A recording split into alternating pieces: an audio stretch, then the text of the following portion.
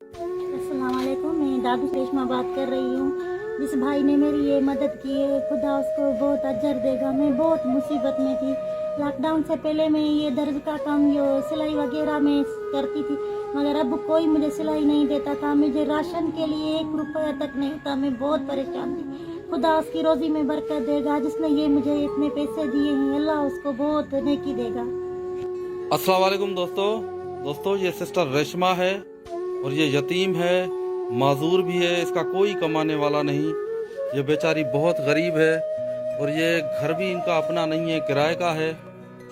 और पिछले 3 महीने से इनको किराएदार ने तंग किया है। ना इसके पास पैसा है, ना राशन के लिए पैसे हैं। तो मेरे पास 15,000 रुपये किसी दोस्त की अमानत है। ये मैं अमानत इस यतीम सिस्टर को दे रहा हूँ। और दोस्तों, आप सबसे गुजारिश है कि प्लीज़ इनकी मदद करें। अगर मदद नहीं कर सकते तो इस वीडियो को शेयर करें। क्या पता आपके शेयर करने से कोई मसीहा किरदार इंसान इनकी मदद करे।